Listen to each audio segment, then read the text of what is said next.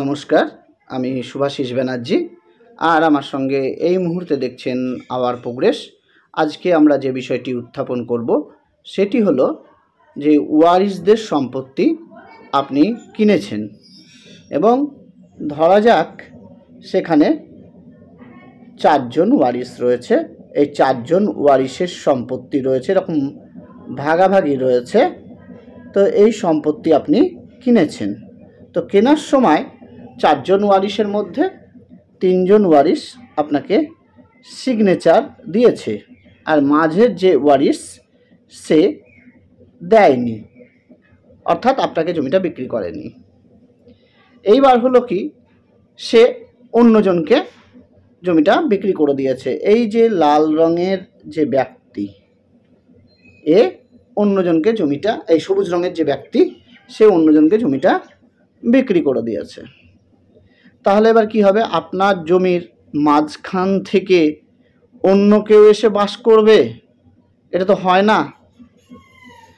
তো যখন আপনার জমিটা কেনা উচিত ছিল, তখন প্রত্যেক যারা ওয়ারিশ ছিল তাদের সঙ্গে আগে প্রথমে কথা বলে নিতে হতো। কথা বলে নেওয়ার পর তাদের সম্পত্তি, টোটাল সম্পত্তি আপনাকে কিনতে হতো। কিন্তু এই যে সব ওয়ারিশ যে সহমত হবে এমন তো কোনো ব্যাপার নেই। এবার জমিটা আপনার হয়তো পছন্দ হয়েছে, আপনি কিনেছেন। আর এরকমও হতে পারে জমি কেনার সময় এই পোর্শনটা, যেটা আমি পোর্শনটা দেখাচ্ছি, এই পোর্শনটার মালিক হয়তো সেই সময় উপস্থিত ছিল না বা অনুপস্থিত ছিল, এরকম হতে পারে। বা আপনাকে না জানিয়েই ওই 3 জন ওয়ারিশ সমস্ত সম্পত্তি নিজেদের বলে আপনাকে বিক্রি করেছে। যে কোনো একটা সিচুয়েশন বা পরিস্থিতি তৈরি হতে পারে।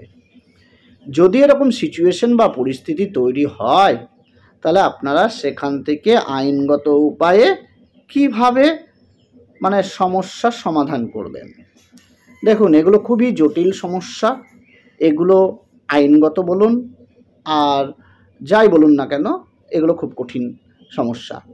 এটাকে আপোষে যদি মীমাংসাটা করা যেত সবচেয়ে ভালো হতো। 1 নম্বর যেটা হবে, যদি ওই ওয়ারিশ, যে ওয়ারিশ আপনাকে সম্পত্তিটা দেয়নি, সে যদি অন্যজনকে বিক্রি করে দিয়ে থাকে, তাহলে আর ওই ওয়ারিশের সঙ্গে আপনার আপোষের আর কোনো গল্প নেই। যাকে বিক্রি করেছে তার সঙ্গে আপনাকে দরদাম করে জমিটা কিনে নিতে হতে পারে। এটা হলো 1 নম্বর ব্যাপার। এবার আপনি যদি ওই জমিটা না কিনতে চান, আপনি টাকার খরচ না করতে চান, অলরেডি দেখা গেল গোটা জায়গাটায় আপনার, এই যে গোটা জায়গাতে আপনার বিল্ডিং হয়ে গেছে। আপনি চাইছেন না যে ওই অংশটা টাকা দিয়ে আপনি কিনতে চাইছেন না, ওই যিনি বিক্রি করেছেন বা সে হাই দাম বলছে, আপনি চাইছেন কিন্তু হাই দাম বলছে, এরকম হতে পারে। তাহলে আপনাকে যেটা করতে হবে, যদি আপনি সেই জায়গাতে মিনিমাম 12 বছরের অধিক বাস করে থাকেন, তাহলে যিনি ওই জায়গাটা কিনলেন, ওই যে অংশটা কিনলেন পরবর্তী সময়ে, তাহলে সে দখল নিতে যখন আসবে জায়গাটা, তখন আপনি প্রথম একটাই উপায় হবে, আপনি দখল ছাড়বেন না।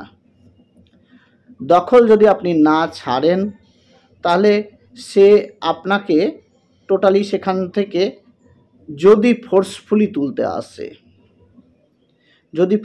তুলতে আসে, তাহলে আপনার হাতের যে অস্ত্র, আইনগত অস্ত্র সেটা হলো অ্যাডভার্স পসেশন মামলা। এই অ্যাডভার্স পসেশন মামলা সেটা কিন্তু খুব কার্যকর, দখলকারীদের অ্যাডভান্টেজ কিছুটা দেয় এই মামলায়। আর যদি আপনাকে সেখান থেকে তোলার চেষ্টা করে, আপনি সঙ্গে সঙ্গে সিভিল কোর্টে অ্যাডভার্স পসেশন বা প্রতিকূল দখল আইনের সাহায্য নিতে পারেন। এবার দেখা গেল আপনাকে তুললো না, আপনার বিরুদ্ধে ডাইরেক্ট গিয়ে ওই যে পরবর্তী সময়ে জমিটা কিনেছিল সে গিয়ে কেস করে দিল আপনার নামে। এবার তখন কোর্টে বিচার হবে, কি বিচার হবে, যে এই জমিটা আসল মালিক কে ছিল। তখন ওই যে ওয়ারিশ জমিটা আপনাকে বিক্রি করেনি, সে কিন্তু আসল মালিক ছিল, এটা প্রমাণ হবে। আসল মালিক ছিল এটা প্রমাণ হবে সেখানে। এবার তারপরে যখন প্রমাণ হলো আসল মালিক হলো, তখন আপনি আপনার যে সিচুয়েশন, আপনি যে ওই ওয়ারিসদের সম্পত্তি কিনেছেন সেটা কিন্তু ভালো করে ম্যাপ আকারে আপনার যে অ্যাডভোকেট থাকবে ওই কেসটা লড়ার জন্য, তখন তাকে কিন্তু বোঝাতে হবে।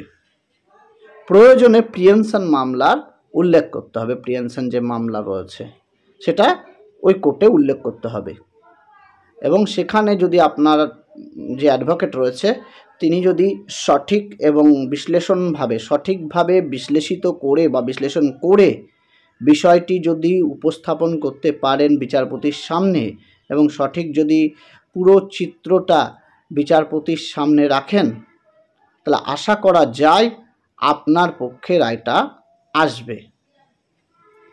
আর 2 নম্বর, 1 নম্বর 2 নম্বর বললাম, এবার 3 নম্বর যে বিষয়টি, ধরা যাক পরিস্থিতিটা একটু আলাদা, 12 বছর আপনার হয়নি। 12 বছর না হলেও কোনো ব্যাপার নাই, আপনার বিরুদ্ধে প্রথম উনি কেস করবেন তো কি আছে, আপনি অ্যাডভার্স প্রসেশনের সুযোগ পেলেন না, ঠিক আছে, আপনি অ্যাডভার্স প্রসেশনের সুযোগ পেলেন না, বা আপনাকে জোর করে তোলার উনি চেষ্টা না করে ডাইরেক্ট আইনগত সাহায্য নিতে গেল, তাহলে আপনার কোনো অসুবিধার কারণ নেই। যেগুলো বললাম, যে বিষয়গুলো ঘটেছে সেগুলো পুঙ্খানুপুঙ্খভাবে আপনারা কোর্টে আপনার যে অ্যাডভোকেট থাকবে উনি গিয়ে তুলবেন বিষয়টি, এটা একটা ফ্যাক্টর। এইবার ধরা যাক বিষয়টি যে উনি ডাইরেক্ট আইনগততে চলে গেলেন, আপনারাও পাল্টা ওনার বিরুদ্ধে চলে গেলেন, তাহলে এই মামলা কতদিন চলতে পারে বা কী করতে পারে? দেখুন, যদি আপনারা জানতে পারেন যে অন্য ওয়ারিশ সেই সম্পত্তি বিক্রি করছে, তাহলে আপনারা যেহেতু একই দাগের মধ্যে, সেহেতু আপনারা অগ্রক্রয় মামলা বা প্রিয়েনশন মামলা করতে পারেন। কিন্তু আপনাকে এটা মানে রেজিস্ট্রেশন যেদিন হয়েছে সেদিন থেকে অন্তত 6 মাসের মধ্যে আপনাকে কেসটা দায়ের করতে হয়। এবার যদি 6 মাস পার হয়ে যায়, তাহলে লিমিটেশন অ্যাক্ট 1963 অনুসারে আপনার দেরি হওয়ার কারণ বা আপনি পরে জেনেছেন সেই কারণ দেখিয়ে এই ব্যাপারটা 2 বছর পর্যন্ত, বিক্রি হওয়ার 2 বছর পর্যন্ত এই প্রিয়েনশন মামলা বা অগ্রক্রয় মামলা করা যায়। আর সেক্ষেত্রে যেহেতু একই দাগের জমি, তারপরে ওয়ারিশরাও একই সূত্রে সবাই মালিক, সেহেতু কিন্তু পুরো সুবিধাটা আপনি পাবেন। আপনি ওই জমি বিক্রি হয়ে গেলেও আপনার কাছে ওই জমি বিক্রি করতে বাধ্য হবে, মানে কোর্টের অর্ডার অনুসারে, প্রিয়েনশন মামলা বা অগ্রক্রয় মামলা অনুসারে। সেক্ষেত্রে আপনি কিন্তু একেবারে পুরোপুরি সুযোগটা লাভ করবেন। ধন্যবাদ। যাই হোক, আজকে আমাদের আলোচনা এইটুকুই ছিল, এইটুকু বিশ্লেষণ করলাম। ধন্যবাদ।